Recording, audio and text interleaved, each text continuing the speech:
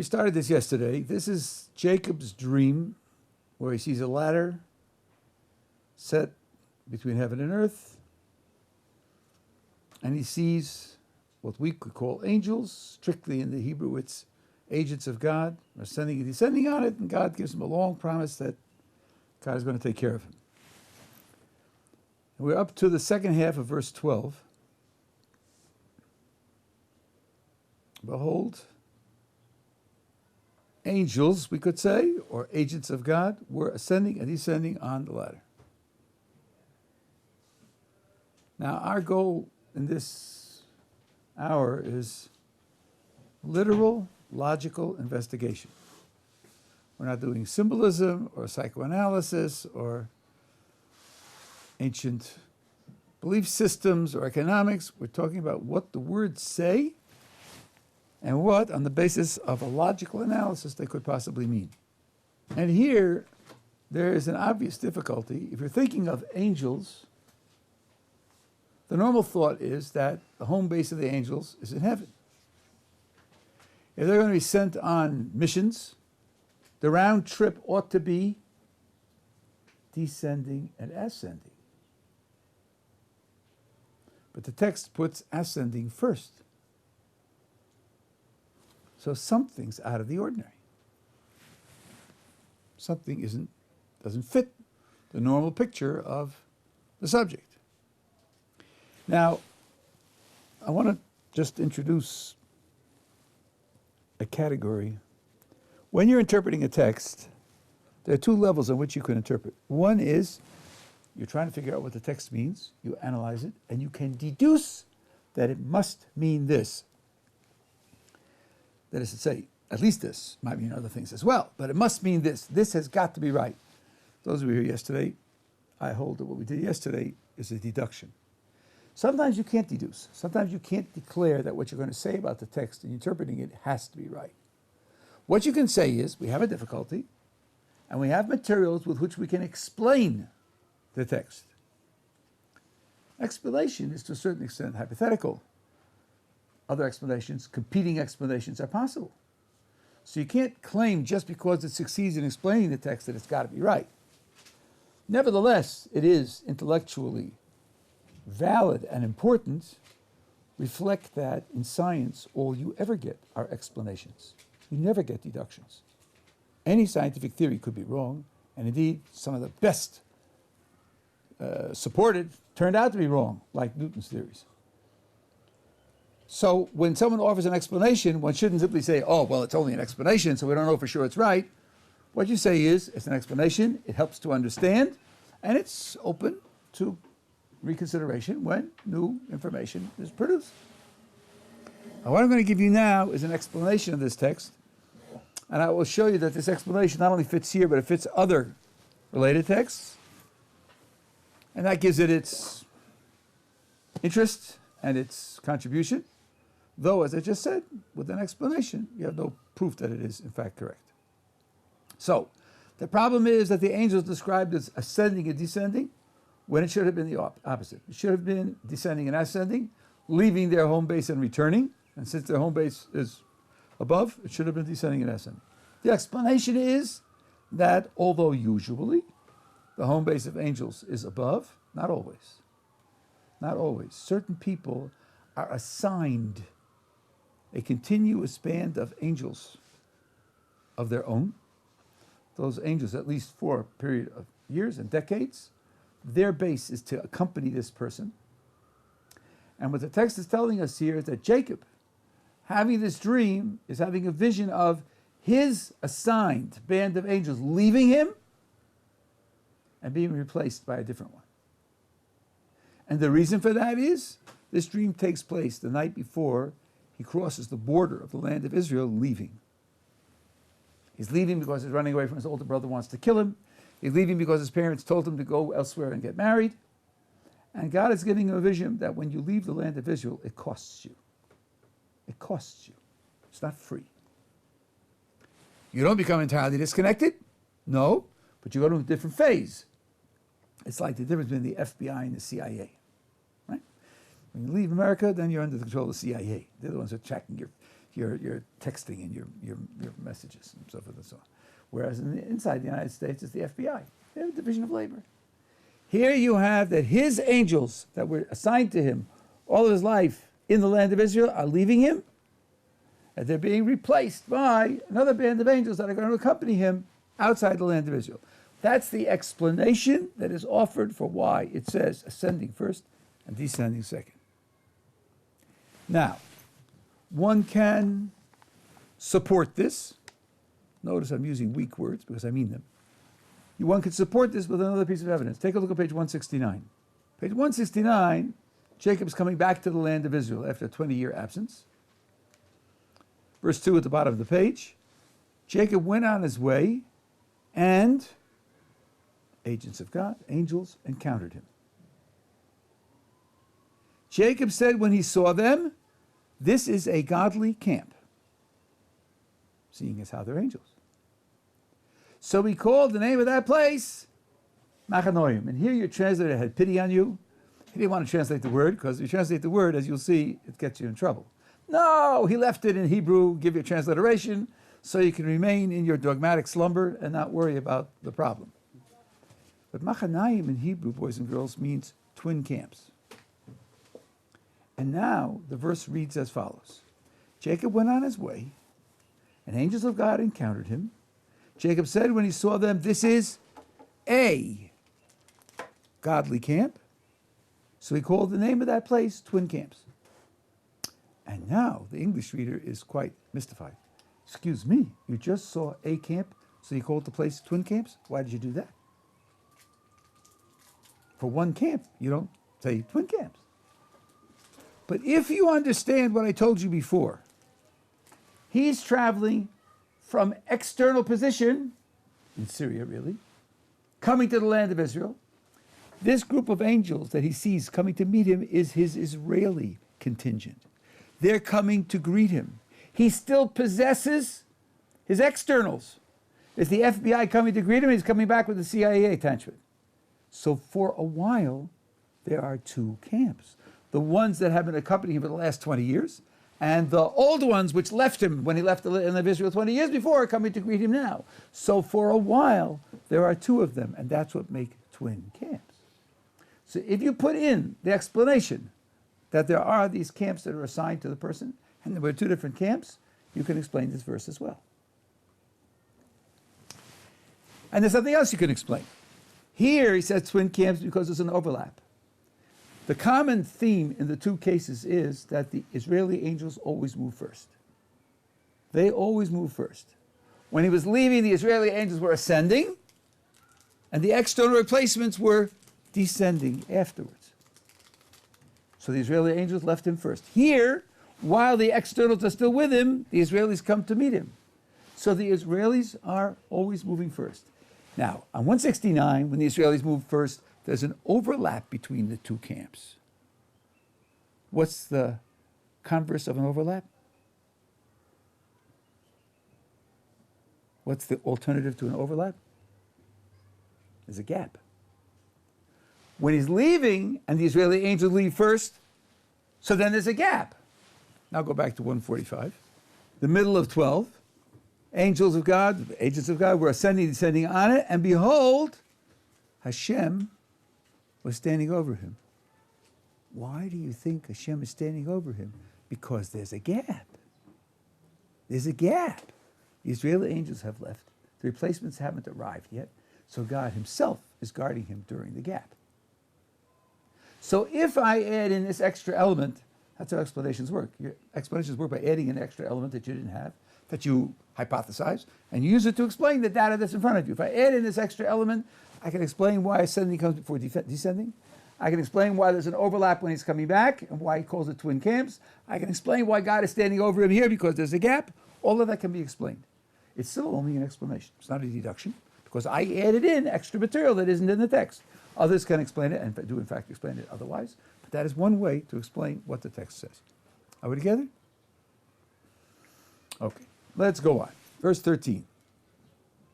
Behold, Hashem was standing over him. Him is Jacob. Keep that in mind. And he, God, said, I am Hashem, God of Abraham, your father, and God of Isaac. Are the alarm bells ringing? He's talking to Jacob.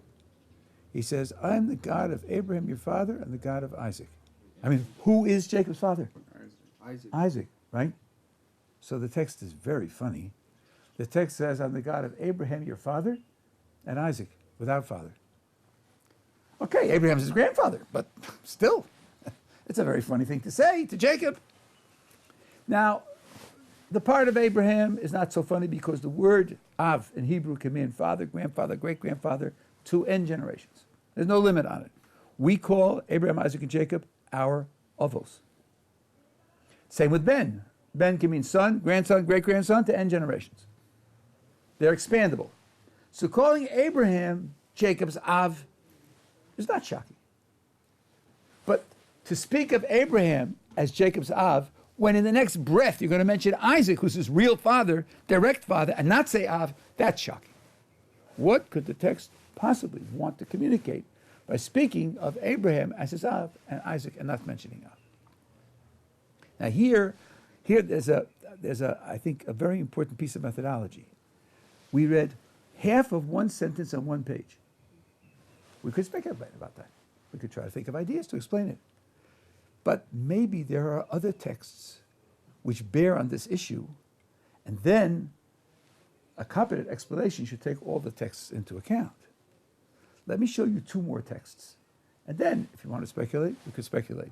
Show me two more texts in Jacob's life which bear on this issue and make it perhaps a little more complicated. And then we'll be able to think about it.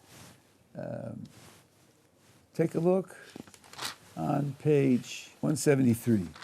Page 173, Jacob's coming back to the land of Israel, and his older brother Esau is coming to meet him with 400 men, and they are not there to roll out the red carpet. Esau hates him and wants to do him in.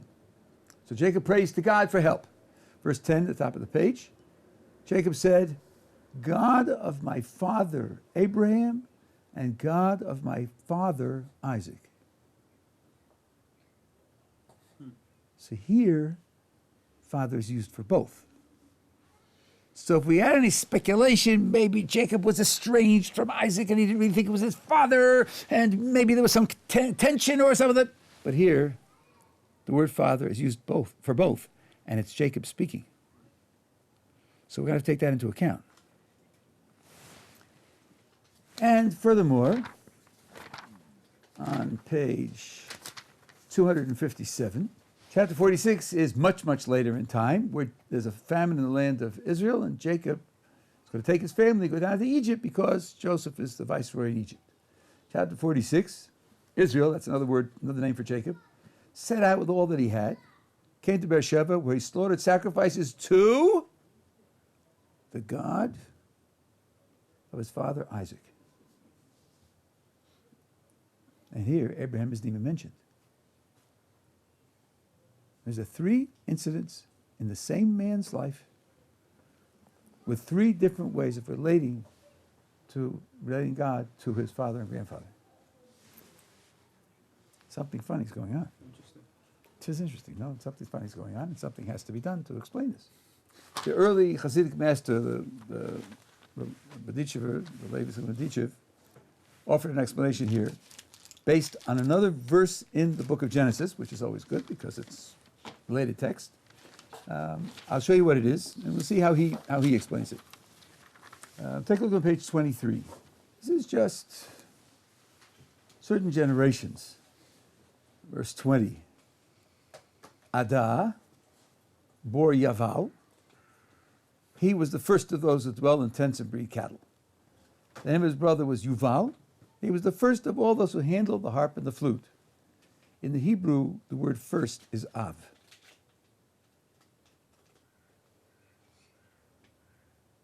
Av, which is sometimes translated as father. Your translator here says first. He's right. The text is not saying that all those who dwell in tents and breed cattle were the biological descendants of Yaval.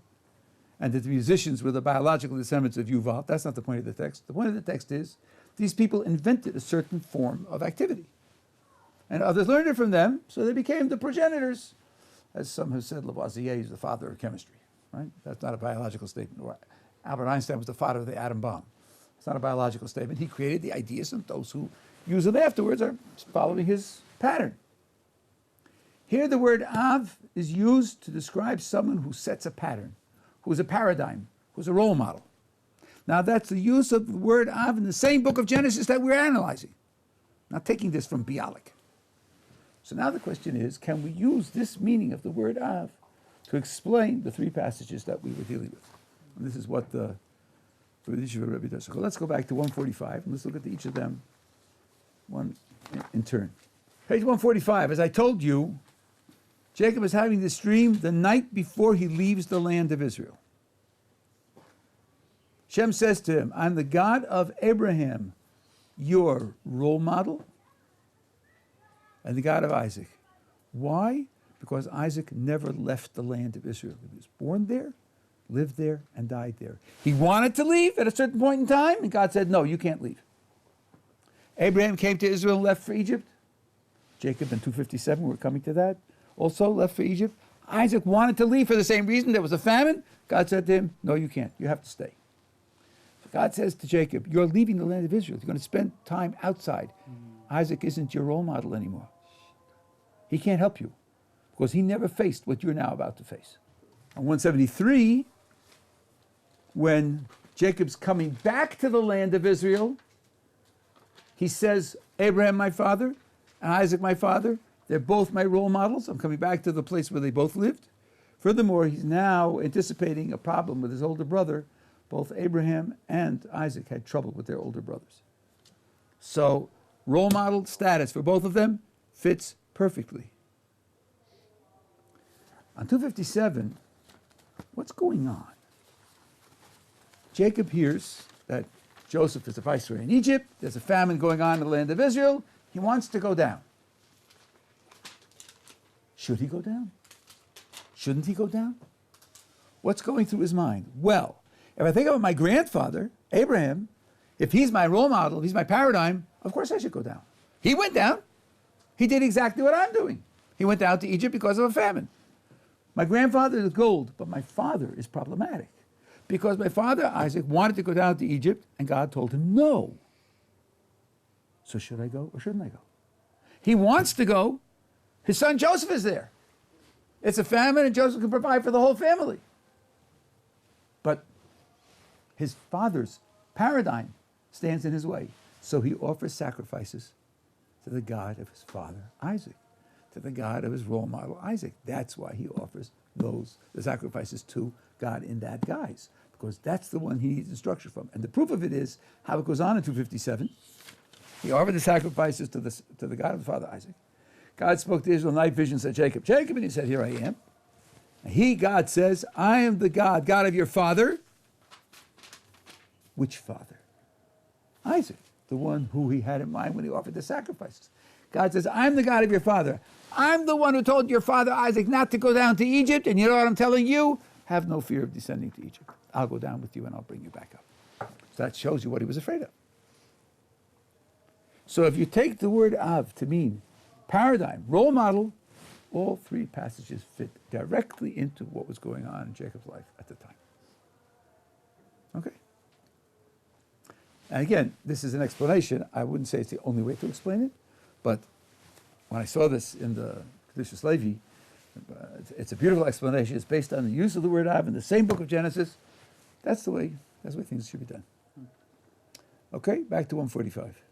Now, I've said this, but I want you to focus on it intensely. We're talking about the literal, logical meaning. Just what it says. Try to take it literally and try to make sense out of it. And if it doesn't make sense, then you should register that it doesn't make sense, and then we'll work on trying to figure out what it means. Middle of 13, the ground upon which you are lying, to you I will give it and to your descendants.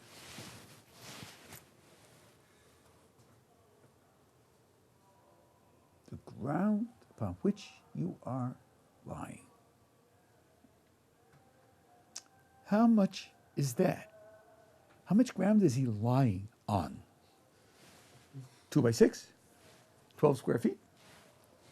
That's my present to you. 12 square feet. The rest of it, the Arabs can take, or the Chinese can take. I'm giving you 12 square feet. That's probably not what it means, right? But that's what it says. So how are we supposed to understand that? Now, when you read a midrash which says that God rolled up the whole of the land of Israel and stuffed it under him, you understand where the midrash is coming from. The midrash is trying to make sense out of the words. Taken literally, they don't make sense. So you have to do something. And the midrash is really giving a poetical expression to the obvious truth. Now, here's a piece of methodology which is obvious, but I'm just going to mention it. Sometimes you can study a verse on a page and study it till doomsday and get no answer because the answer isn't on that page. The answer's on the previous page. Turn back one page. Before Jacob left home, his father gave him a charge and gave him a blessing. And one of the things he says in verse 4, may he, God, grant you the blessing of Abraham to you and your offspring with you, that you may possess the land of your sojourns which God gave to Abraham. Isaac tells Jacob, you're going to get the land of Israel. Remember, he's leaving. He's leaving. He's going to Syria. So his father says to him, don't think you're going to be lost. Don't think your future is in doubt. I'm telling you to go to Syria to get married. You'll come back. This land is destined for you. So when God says to him, the land of which you're lying, what he means is, you're now lying in the land of Israel. Tomorrow you're going over the border. I'm confirming what your father said, and I'm telling you also. The land in which you're lying, I promise it to you. Doesn't mean the 2 by 6 feet where his body touches the earth. But to get that, you got to go back to the previous page, and you got to put the 2 and 2 together. Okay. The rest I have, there's a lot, but I don't have much to say about it because it's not right in the words as they're expressed. With logic and literal reading, just read through it. I want to get to 15. Your offspring shall be as dust of the earth, dirt of the earth. Oh, yes. I mentioned this yesterday. When you read in an English translation of Hebrew dust, it's almost always wrong. The word for dust in Hebrew is avak. It's a very rare word. The word that's in the Hebrew here is afar. Afar means dirt. And there's a gigantic difference between dirt and dust. Dust is useless. Dust is an expression of waste. The great American desert in the southwestern United States is called the Dust Bowl. That's because almost nothing grows there. Dirt is the source of all life. All vegetation grows in the dirt, and it's nourished by the dirt, and all animal life depends upon the vegetation, directly or indirectly. And that being the case, dirt is fruitful. It's productive. It's a foundation. Dust is nothing. When you see the word dust, it's almost always wrong. It's just that you have to pity the poor translator to write dirt. You're going to be like the dirt. Makes it sound like you're going to be dirty. And in English, saying you're dirty doesn't sound right. So the translator puts it poetically and calls it dust, but it's wrong. In literal translation, it's wrong. Yeah. What's soil? Adama.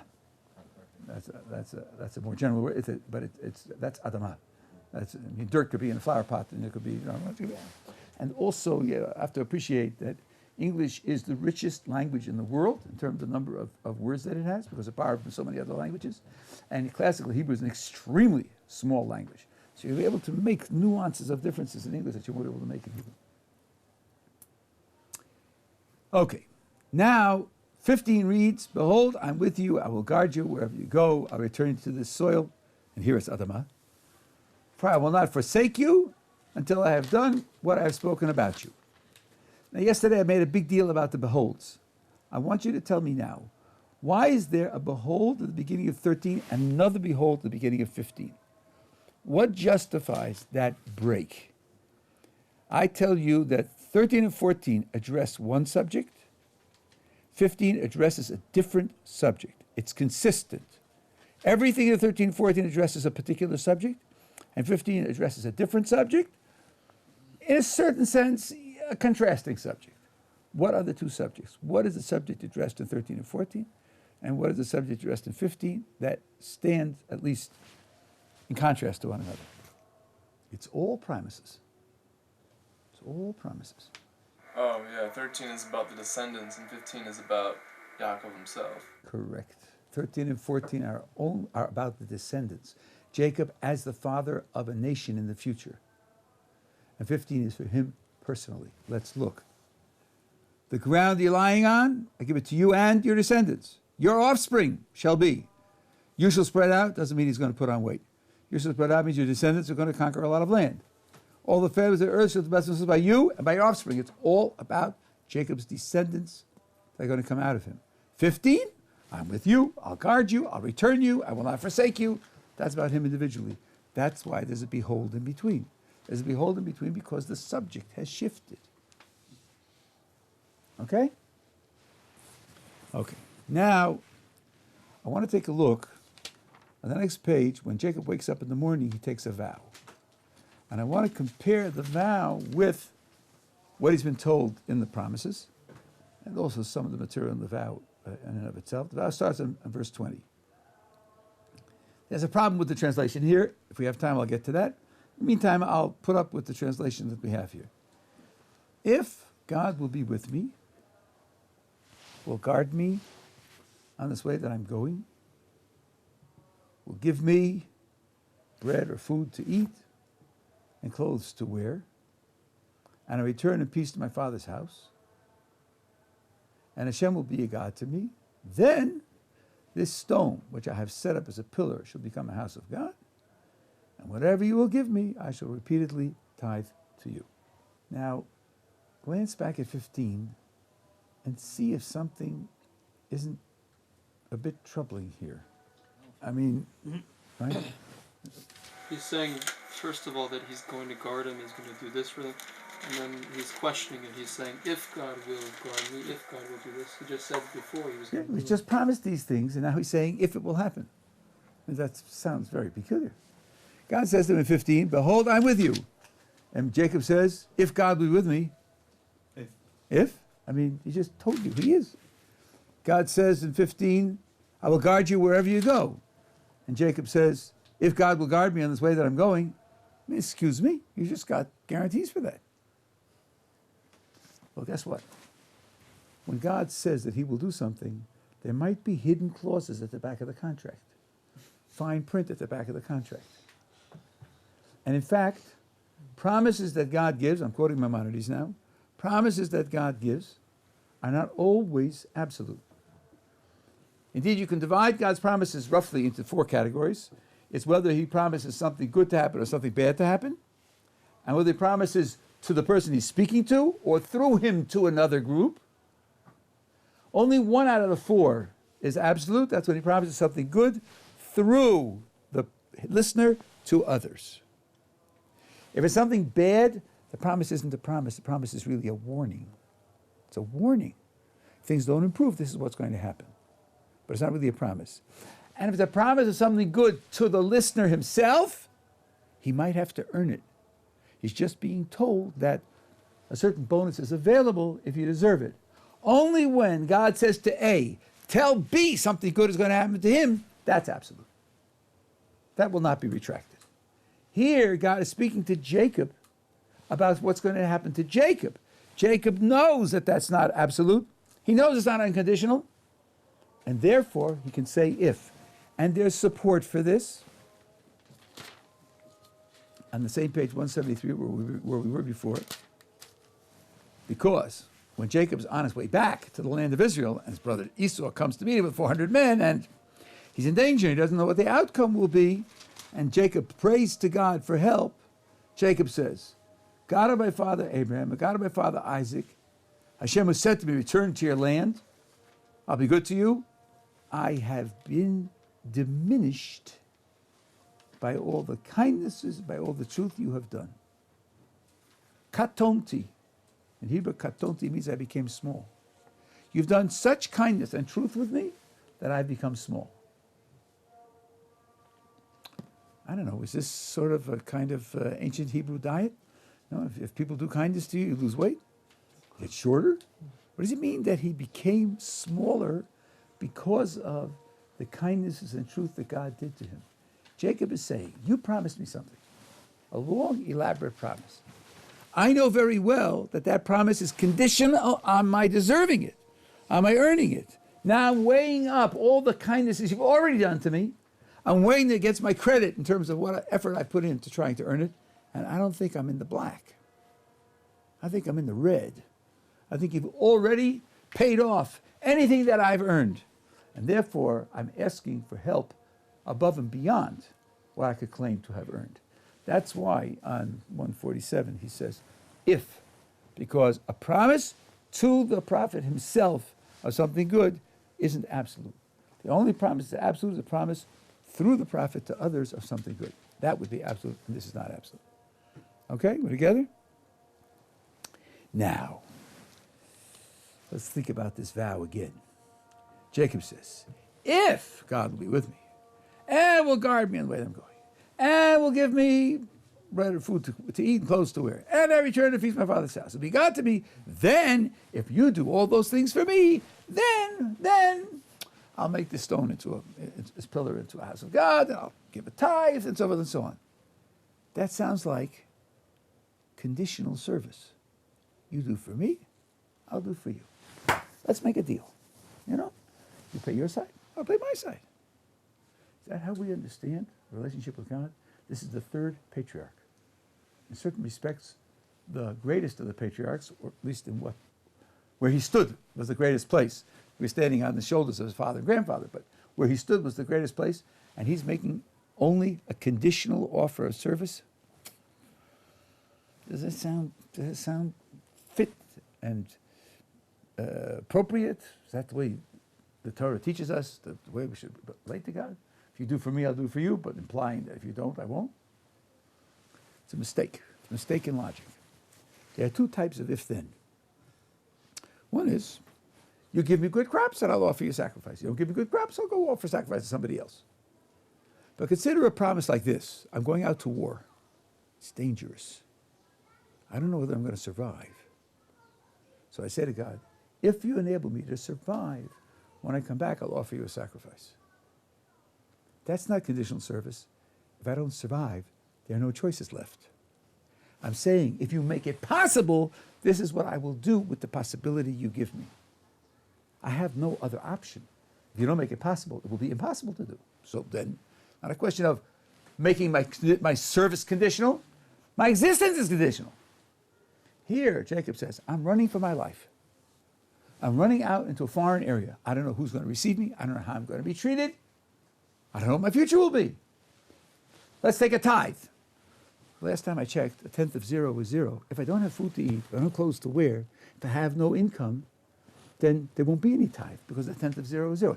If you give me, I'll take a tithe of it, because without that, I can't take a tithe. Nothing to take a tithe from. I think it would be important for you, God, that if this pillar should become a place of worship, if I'm 200 miles away, I can't do that. I can't do that. If you don't bring me back safely, then it's just an impossibility. This isn't conditional service. It's, if you make it possible, this is what I will do with that possibility. And of course, if you don't make it possible, then all bets are off. So it is not conditional service. Okay? This is what Jacob says when he arises in the morning. I'll tell you one more little thing. Look at the top of the page, 147. Jacob awoke from his sleep and he said, surely Hashem is present in this place. He had this vision and God spoke to him. And I did not know.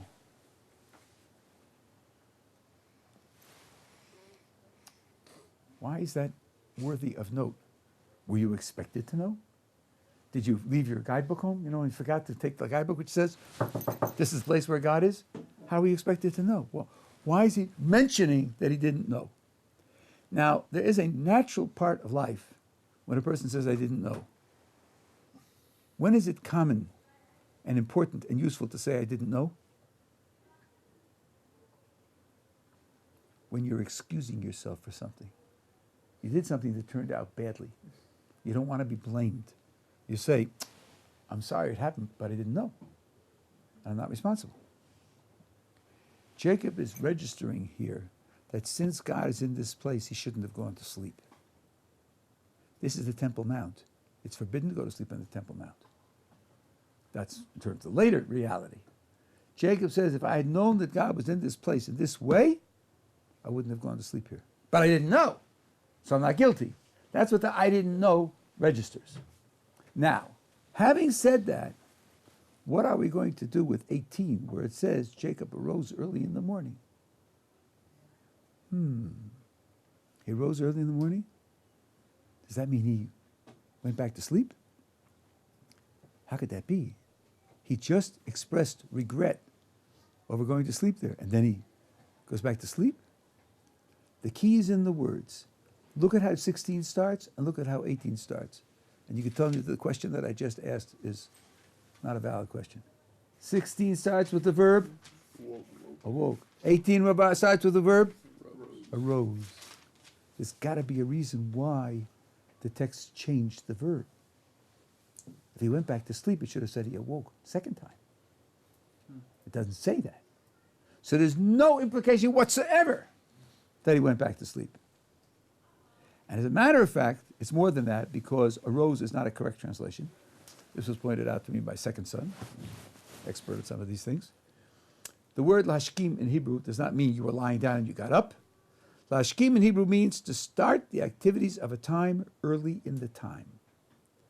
The earliest moment in that period of time. So the implication, by the way, he brings it from a verse in Prophets where God says to Samuel, I'm disgusted with Saul, I don't want him to be king anymore. And it says, Samuel prayed to God the whole night, vayashkem baboker. He wasn't lying down when he was praying to God, he wasn't sleeping when he was praying to God. During the darkness, he prayed to God, and when the light started to flicker, he then set out on his actions. So here, it has no implication whatsoever. He fell asleep. He awoke. Registering the dream, he says, God is in this place. And I didn't know. I shouldn't have slept here, but I didn't know. He remains awake, and as soon as the light starts to dawn, then he sets out on his activities. That's what the text says. Never, there's no problem whatsoever. Okay?